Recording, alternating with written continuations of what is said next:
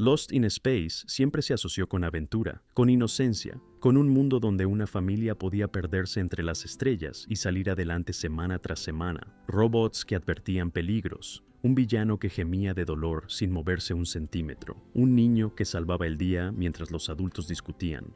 Pero las historias detrás de ese programa suenan como si no pudieran ser verdad. ¿Sabías que el actor más famoso de la serie nunca debería haber estado en ella? Que fue contratado casi como relleno, cuando los personajes principales ya tenían sus contratos firmados, y que, con tiempo, ese hombre convirtió un villano menor que iba a ser eliminado en el personaje más querido de toda la historia de la ciencia ficción televisiva norteamericana de los años 60. ¿Sabías que el patriarca de la familia, el héroe principal, el hombre cuyo nombre titulaba El Papel, murió completamente solo en un apartamento en Buenos Aires, Argentina, sin que nadie lo descubriera durante una semana entera? Que uno de los actores más queridos del elenco dejó Hollywood para convertirse en maestro de educación especial, trabajando con niños durante más de 20 años antes de que alguien volviera a fijarse en él. O que la mujer que interpretó a la madre de todos nosotros vivió hasta los 100 años, leía el periódico cada mañana hasta el final, y murió con la misma elegancia con la que había vivido toda su vida. Estas son las historias reales, las que están escondidas detrás de los trajes plateados, las alarmas del robot y los gritos de ¡Peligro, Will Robinson! Número 1. Marta Kristen como Judy Robinson. Comencemos con alguien que el programa casi no dejó ser quien era. Marta Kristen nació el 26 de junio de 1945 en Oslo, Noruega. Tenía 19 años cuando comenzó a filmar Lost in Space en 1964, aunque el programa no se estrenó hasta septiembre de 1965. Pero antes de hablar de la serie, hay que hablar de dónde venía esta mujer, porque es una historia que va mucho más lejos que cualquier aventura espacial. Marta nació como Birgit Anna-Lisa Rusanen. Era hija de madre finlandesa y padre desconocido. En la Noruega de posguerra, una madre soltera con una hija era una situación profundamente difícil, y Marta pasó sus primeros años en un orfanato. Luego fue adoptada por una familia americana, los Solem, que la llevaron a los Estados Unidos. La niña, que había nacido en una Noruega empobrecida de posguerra, terminó en California, persiguiendo una carrera en el cine. Antes de Lost in Space, Kristen había tenido un papel en Beach Party en 1963. La famosa franquicia de películas veraniegas de AIPN, protagonizada por Frankie Avalon y Annette Funicello.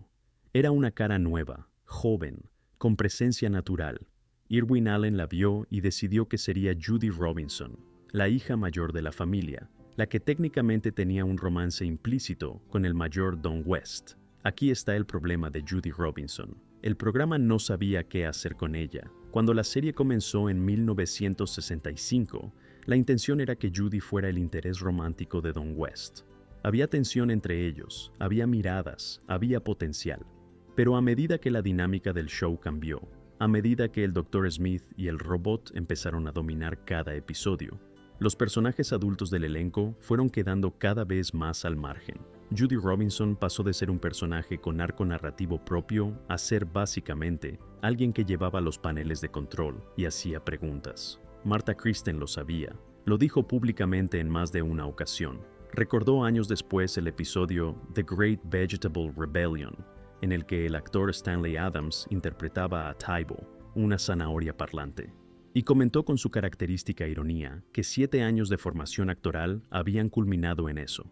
Mark Goddard, que interpretaba a Don West, dijo casi exactamente lo mismo. Después de que la serie terminara en 1968, Kristen continuó trabajando en televisión, apareciendo en series como Mannix, Remington Steele, Fame y Trapper John, M.D.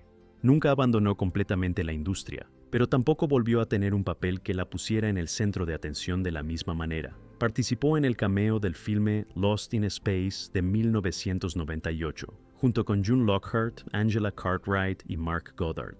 Asistió a convenciones de ciencia ficción durante décadas, donde el cariño de los fans por los actores del elenco original nunca disminuyó. En 2015, colaboró con Bill Mumy y Angela Cartwright en el libro de memorias fotográficas Lost and Found in Space. En 2026, Marta Kristen tiene 80 años, la chica adoptada desde Noruega que acabó en las estrellas. Fue el personaje al que el programa nunca terminó de darle lo que merecía. Ella lo sabía. Siguió adelante de todas formas. Algunos actores aprenden a vivir con eso. Marta Kristen lo hizo con más elegancia que la mayoría. Número 2. Angela Cartwright como Penny Robinson. Hay un tipo particular de estrella que brilla durante toda una infancia frente a las cámaras y luego decide que su vida real es más interesante que cualquier papel que le puedan ofrecer. Angela Cartwright nació el 9 de septiembre de 1952 en Altrincham, Inglaterra. Tenía 12 años cuando comenzó a filmar Lost in Space, y antes de que la conocieran como Penny Robinson, la hija del medio, la soñadora, la que escribía en su diario y hablaba con el robot. Ya había hecho algo que la mayoría de actores adultos nunca consiguen. Había aparecido en The Sound of Music, 1965, interpretando a Brigitte von Trapp. Ese mismo año, la misma niña. En dos de los proyectos más emblemáticos de la televisión y el cine americanos de los años 60, al mismo tiempo. Pero eso no es todo. Antes incluso de eso, a los 3 años, había aparecido en una película junto a Paul Newman, no como extra, como la hija del personaje de Newman. Y después estuvo durante 7 años en The Danny Thomas Show, interpretando a Linda, la hija de Danny Thomas, antes de que nadie le preguntara si quería ir al espacio con la familia Robinson. Penny Robinson era diferente a Judy. Mientras Judy quedó atrapada en el papel de adulta joven sin nada que hacer, Penny tenía momentos genuinos de conexión emocional. Su vínculo con el robot, por ejemplo, era tratado con una ternura que el programa raramente extendía a sus personajes adultos. Penny era curiosa, sensible, algo excéntrica. En un programa que se fue volviendo cada vez más absurdo a medida que avanzaban las temporadas, ella conservaba algo que se parecía a la humanidad. Después de Lost in Space, Cartwright siguió apareciendo en televisión, en My Three Sons, Adam Dose y The Love Boat, y en 1979 tuvo un papel en Beyond the Poseidon Adventure, dirigida precisamente por Irwin Allen, el creador de Lost in Space. Pero fue en otra dirección donde Angela Cartwright encontró su vocación más duradera. Desde adolescente, había tenido una cámara en las manos. La fotografía, que empezó como afición, se convirtió en carrera profesional. Hoy, Angela Cartwright es reconocida como fotógrafa y artista visual, con exposiciones propias y trabajos publicados. Es una parte activa de la comunidad artística de Los Ángeles y ha escrito y colaborado en varios libros de arte y fotografía.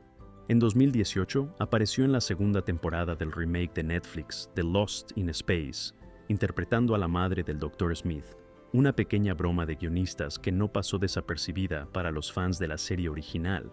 Fue una aparición breve, pero perfectamente calculada. Cuando June Lockhart murió en octubre de 2025, a los 100 años, Angela Cartwright publicó en redes sociales: "Solo puedo imaginar que se siente completamente en casa mientras abandona este planeta y entra en las estrellas". No era una frase preparada por un publicista. Era alguien hablando de una mujer que la había cuidado, de niña, con la misma calidez en la ficción que fuera de ella. En 2026, Angela Cartwright tiene 73 años. Fue la hija del medio de la familia más famosa de la televisión espacial americana, y resultó ser la que encontró una forma más tranquila y auténtica de continuar. Número 3. Mark Goddard como Major Don West. Esta es la historia de un hombre que llegó a Hollywood con ambición, se convirtió en secundario involuntario de su propio programa y terminó siendo una de las personas más completas que salieron de aquella serie. Mark Goddard nació el 24 de julio de 1936 en Lowell, Massachusetts. Tenía 28 años cuando fue contratado para Lost in Space. Era un actor de televisión con trabajo establecido. Había tenido papeles regulares en Johnny Ringo y en The Detectives, y era exactamente el tipo de cara guapa y confiable que Irwin Allen quería para el Mayor Don West, el piloto del Júpiter 2, el hombre que iba a ser el brazo derecho del profesor Robinson, y el interés romántico de Judy. Lo que no podía saber Goddard, lo que nadie podía saber entonces, era que un actor llamado Jonathan Harris se iba a unir al elenco después del piloto y iba a transformar el programa entero. Don West empezó como un personaje de acción. Era el tipo duro, el piloto, el que resolvía los problemas técnicos y se enfrentaba físicamente a los peligros. Pero cuando el Dr. Smith tomó el centro de la narrativa y la dinámica cómica entre Smith, Will y el robot empezó a dominar cada episodio, el Mayor West quedó relegado a un rol que Goddard describió repetidamente con una palabra: comodín. Estaba ahí para reaccionar, para quejarse de Smith, para hacer el trabajo pesado mientras otros se llevaban las escenas. Goddard apareció en los 84 episodios de la serie, participó en el cameo del filme de 1998, pero lo que define su historia después de Lost in Space no es nada de eso. Mark Goddard volvió a la escuela, completó su educación universitaria, obtuvo un máster en educación en el Bridgewater State College de Massachusetts y durante más de 20 años trabajó como maestro de educación especial en Middleborough, Massachusetts. El hombre que había pilotado el Jupiter 2 por las pantallas de millones de hogares americanos, enseñó a niños con necesidades especiales en una escuela pública de su estado natal. Publicó sus memorias, To Space and Back, en 2008. El 10 de octubre de 2023, Mark Goddard falleció en Hingham, Massachusetts, a los 87 años. La causa fue fibrosis pulmonar. Bill Mumy, que fue su amigo y hermano durante 59 años, escribió en sus redes sociales que las últimas palabras que se habían dicho por teléfono en julio habían sido «te quiero». Angela Cartwright escribió que lo amaba como al Mayor West, pero también como a la persona que era. Gracioso, peculiar, alguien que siempre me hacía reír en el set y fuera de él. Hay algo que vale la pena decir sobre Mark Goddard. Él quería más de lo que el programa le dio. Lo dijo sin amargura, pero con claridad. Quería ser el héroe. Terminó siendo el maestro. Resulta que el maestro era el papel que mejor le quedaba. Número 4. Guy Williams como el profesor John Robinson. Esta es la historia del hombre que tenía todo lo que Hollywood pide: altura, belleza, carisma, talento, una carrera impecable, y que, una vez que terminó de hacer lo que quería hacer, simplemente se fue. Guy Williams nació el 14 de enero de 1924 en Nueva York, con el nombre de Armando Joseph Catalano, hijo de inmigrantes sicilianos. Era alto, 1,90 m, con ojos avellana y una presencia física que hacía que las cámaras no pudieran apartar la vista de él. Antes de ser el profesor Robinson, había sido zorro. Y no de cualquier manera, había sido el zorro de Walt Disney, el que de 1957 a 1959 definió al personaje para toda una generación de niños que crecieron practicando esgrima con palos en el jardín. Cuando Lost in Space llegó en 1965, Guy Williams tenía 41 años. El profesor John Robinson era el hombre correcto interpretado por el hombre correcto, un científico y explorador, cuya misión era llevar a su familia a colonizar el sistema de Alpha Centauri, un líder, un padre, un hombre de ciencia que también sabía pelear cuando era necesario. Hay algo que los fans de la serie recuerdan con cierta tristeza. A medida que el show evolucionaba, o se desviaba, según cómo se mire, hacia la comedia absurda del trío Smith-Will-Robot, el profesor Robinson fue perdiendo protagonismo. Guy Williams tenía menos y menos que hacer en cada episodio.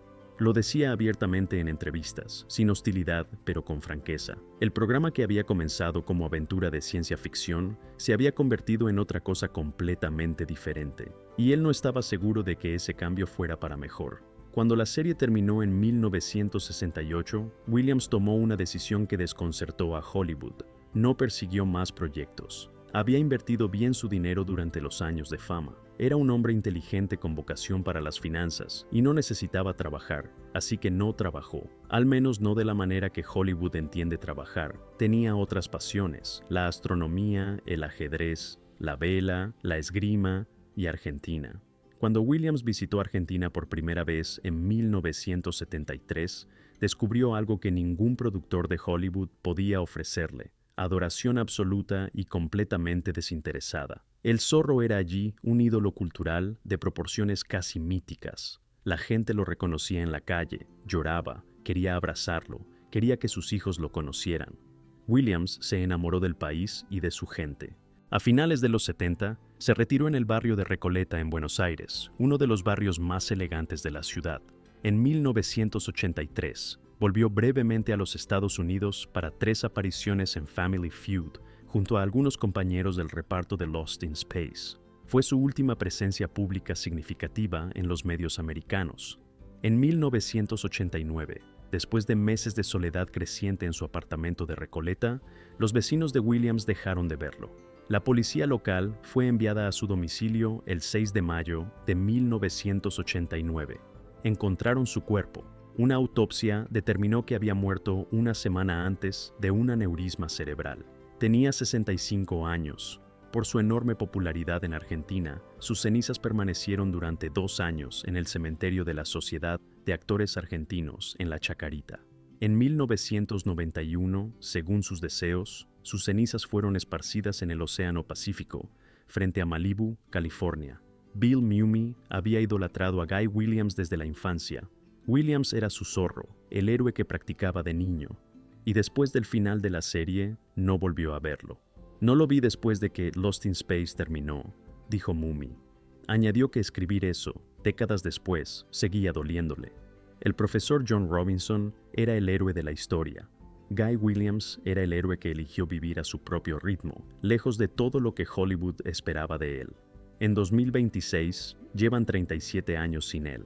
El Júpiter 2 no fue el mismo después de que se marchó. Número 5. June Lockhart como la doctora Maureen Robinson. Esta es la historia de una mujer que llevaba más de 90 años de carrera cuando se marchó, que fue la hija de 2 actores, la madre de la familia espacial más famosa de la televisión americana y que murió leyendo el periódico cada mañana hasta el último día. June Kathleen Lockhart nació el 25 de junio de 1925 en Nueva York. Sus padres eran actores, Gene Lockhart, actor canadiense de gran proyección en Hollywood, y Kathleen Lockhart, actriz inglesa. June creció entre bastidores, literalmente. Debutó en el escenario a los 8 años en una producción de la Ópera Metropolitana. Apareció en el cine a los 12. Ganó un Tony Award en 1948, siendo el primer recipiente de la categoría de Mejor Actuación de una actriz principiante en Broadway, pero su nombre se hizo sinónimo de madre americana a través de 2 programas de televisión. Primero fue Ruth Martin en Lassie, de 1958 a 1964. Luego fue Maureen Robinson en Lost in Space, de 1965 a 1968. La doctora Maureen Robinson era bioquímica. No era la esposa que se quedaba en casa esperando. Era científica, era activa, tomaba decisiones en momentos de crisis. El programa no siempre le dio todo el espacio que merecía. CBS llegó a prohibir que los padres se besaran en pantalla porque, según la cadena, avergonzaba a los niños. Pero Lockhart trató el papel con la misma seriedad que habría aplicado a Shakespeare. Hay una historia que dice mucho sobre quién era June Lockhart fuera de la pantalla. Bill Mumy, que la conocía desde que tenía 11 años, contó que Lockhart los llevó a él y a Angela Cartwright, ambos adolescentes durante la filmación, al Whiskey a Go Go en Hollywood, a ver a The Allman Brothers Band. Esta mujer, que interpretaba a la madre perfecta en televisión, era en la vida real alguien que conducía tanques del ejército, volaba en globos aerostáticos y se entusiasmaba con el rock and roll. No soy como las mujeres que interpreto, dijo en una entrevista en 1994. Amo el rock y los conciertos. He conducido tanques del ejército y volado en globos de aire caliente. Hago muchas cosas que no van con mi imagen. June Lockhart fue una de las primeras actoras en ser nombrada vocera de la NASA. Asistió a lanzamientos y aterrizajes durante décadas. Recibió una medalla de logros públicos excepcionales de la Agencia Espacial, la primera actriz en recibirla, porque generó, durante años, más interés público por la exploración espacial que muchas campañas institucionales. Varios astronautas le dijeron a lo largo de su vida que Lost in Space los había influenciado en su decisión de dedicarse al espacio. En 1998 apareció en un cameo en la película Lost in Space. En 2021 prestó su voz al remake de Netflix en el episodio Contingencies on Contingencies, interpretando a la voz de Alpha Control. En 2025, June Lockhart celebró su 100º cumpleaños. En octubre de ese mismo año, el 23 de octubre de 2025, murió de causas naturales en su casa de Santa Mónica. Tenía 100 años. Su portavoz, amigo de 4 décadas, dijo: "Estaba muy feliz hasta el final, leyendo el New York Times y el LA Times cada día. Era muy importante para ella mantenerse enfocada en las noticias del día. cuando falleció, Angela Cartwright escribió que solo podía imaginarla sintiéndose completamente en casa mientras abandonaba este planeta y entraba en las estrellas. Bill Mumy la describió como una dama única, talentosa, protectora, aventurera e intransigente. Lo hizo a su manera. June siempre será una de mis madres favoritas. En 2026, llevamos apenas unos meses sin June Lockhart. Su carrera abarcó casi 90 años. Fue, con toda justicia, una de las últimas sobrevivientes de la Edad de Oro de Hollywood. Maureen Robinson sostuvo unida a la familia Robinson en el espacio profundo. June Lockhart sostuvo unida a la familia entera del elenco durante 6 décadas, después de que el programa terminara. Eso no es interpretación, eso es carácter. Número 6. Bill Mumy como Will Robinson. Esta es la historia del niño que se convirtió en el verdadero corazón de la serie, que casi pierde el papel por negarse a ponerse maquillaje de monstruo y que a los 71 años sigue siendo exactamente quien siempre fue, un artista con múltiples talentos que nunca ha dejado de trabajar. Charles William Mumy Jr. nació el 1 de febrero de 1954 en San Gabriel, California.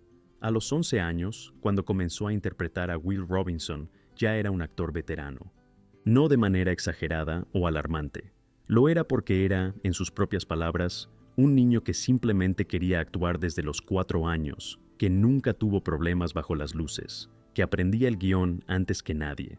Antes de Lost in Space, Mumy había aparecido en 3 episodios de The Twilight Zone, incluyendo el legendario It's a Good Life de 1961, en el que interpretaba a un niño de 6 años con poderes telepáticos que aterrorizaba a todos los adultos de su pueblo. En varios episodios de Alfred Hitchcock Presents, en I Dream of Jeannie, en Bewitched y en Perry Mason. También apareció en la película Dear Brigitte, 1965, junto a James Stewart, quien, según Mumy, fue el mejor artista integral con el que trabajó jamás. Hay un dato que pocos conocen. Los padres de Bill Mumy rechazaron para él el papel de Eddie Munster en The Monsters, 1964, porque no querían que su hijo pasara horas en maquillaje de monstruo. El papel fue a Butch Patrick, y porque los Mumy dijeron que no a Eddie Munster, Bill Mumy pudo decir que sí a Will Robinson. Will Robinson no era solo el chico del programa, era el personaje más inteligente de la serie, un genio científico a sus 12 años, el que encontraba soluciones cuando los adultos fallaban, el que tenía la relación más genuina tanto con el robot como con el Dr. Smith. Y Mumy lo interpretó con una naturalidad que ningún guionista puede fabricar. Era real, porque el niño que lo interpretaba era, en esencia, la misma persona. Will Robinson era todo lo que yo quería ser cuando tenía 4 años, dijo Mumy en una entrevista décadas después. Era como un superhéroe, tenía un robot y una pistola láser, y era el que salvaba el día, semana tras semana. Me encantaba ser Will Robinson. Después de Lost in Space, la carrera de Bill Mumy siguió un camino que la mayoría de actores infantiles no consigue recorrer. Se convirtió en adulto trabajador y multifacético. Interpretó a Lanier en todas las 5 temporadas de Babylon 5, de 1994 a 1998. Apareció en Star Trek, Deep Space Nine en 1998. Trabajó como compositor de música para televisión, incluyendo una nominación al Emmy por su trabajo en Adventures in Wonderland. Publicó cómics de Lost in Space. Narró más de 50 episodios del programa Biography de AIE. Y la música. La música es quizás donde más tiempo ha pasado. Es guitarrista, cantante, compositor, y es mitad del dúo experimental Barnes y Barnes, cuyo single Fish Heads de 1979 es, según la propia versión de la historia, una pieza única en los anales de la cultura pop americana. Ha lanzado álbumes en solitario, ha colaborado con artistas europeos, ha tocado sin parar. En 2018 apareció en el piloto del remake de Netflix de Lost in Space, con un cameo que llevaba su nombre original de actor. Interpretaba a un personaje llamado Dr. Say, Smith, en homenaje explícito al Dr. Smith de Jonathan Harris. En 2022 publicó su autobiografía, Danger, Will Robinson, The Full Mumy. En 2026, Bill Mumy tiene 72 años. Fue visto por última vez en público en Los Ángeles en 2025, con barba, gafas de sol, el cabello largo y revuelto, llevando una bolsa de basura, una fotografía tan radicalmente diferente de Will Robinson, que los tabloides encontraron la noticia en ella. Mumy no pareció importarle en absoluto. Sigue tocando música, sigue escribiendo, sigue apareciendo en convenciones donde sus compañeros de reparto lo consideran no solo un colega, sino un hermano. El niño que casi interpretó a Eddie Munster se convirtió en Will Robinson, y Will Robinson se convirtió en Bill Mumy, y Bill Mumy lleva 72 años siendo exactamente quien quiere ser. No está mal para alguien que simplemente quería actuar.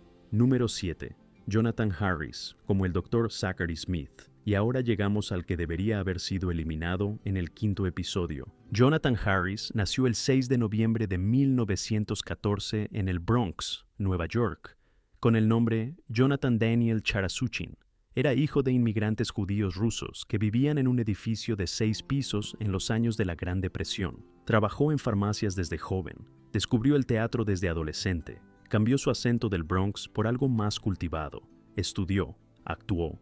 Pasó décadas construyendo una carrera como actor de carácter en televisión, antes de que alguien lo llamara para destruir el Júpiter 2, porque eso fue lo que hizo el Dr. Zachary Smith al principio. Era un saboteador, un agente enemigo que manipuló el robot para destruir la nave antes del despegue. Quedó atrapado a bordo por accidente, y cuyas acciones enviaron a la familia Robinson a perderse en el universo. Era el villano, oscuro, calculador, peligroso, y según los planes originales, iba a morir pronto.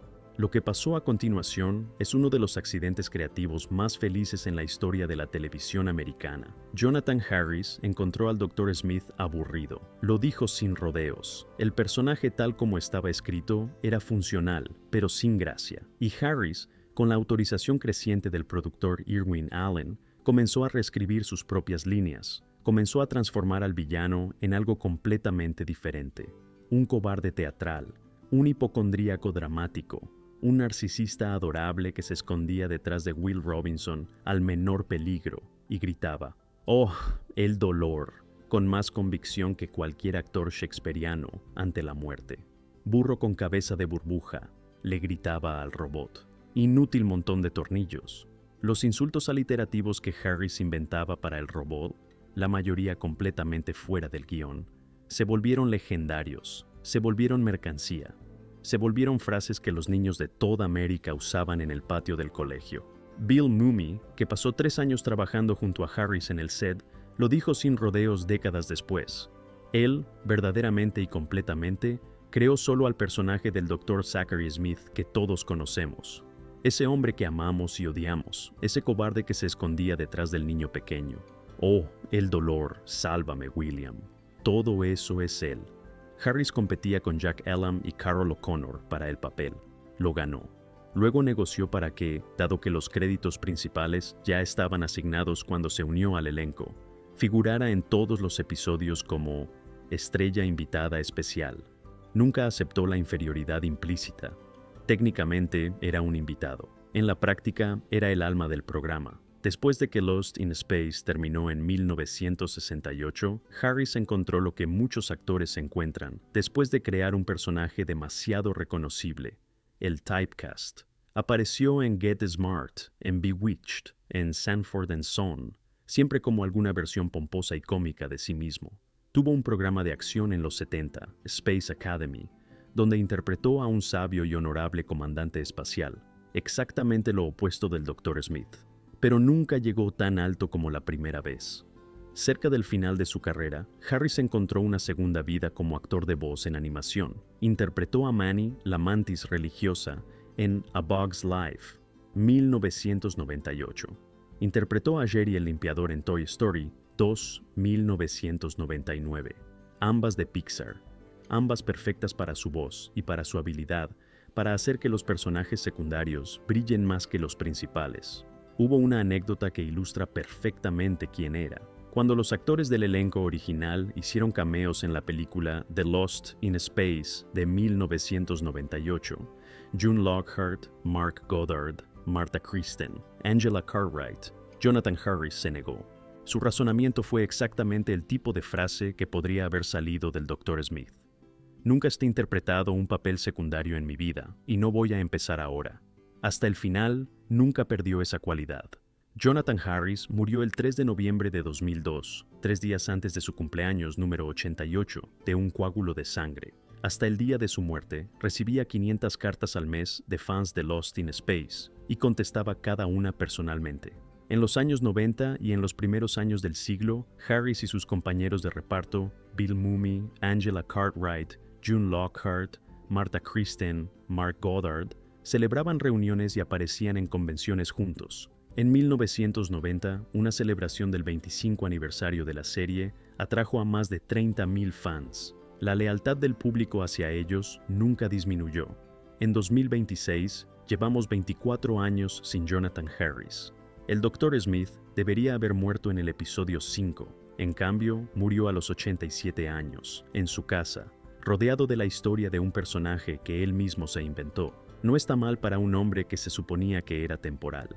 Y escríbenos en los comentarios, ¿quién fue tu personaje favorito de Lost in Space? ¿Fue el Dr. Smith, el cobarde glorioso que robó la serie con cada insulto que inventaba? ¿Fue Will Robinson, el niño genio que resultó ser el héroe real de cada episodio? ¿Fue Maureen Robinson, la científica que mantuvo a la familia unida mientras todos los demás caían en el caos? ¿O fue el robot, sin nombre propio, sin rostro visible, que resultó ser el personaje con más corazón de todos?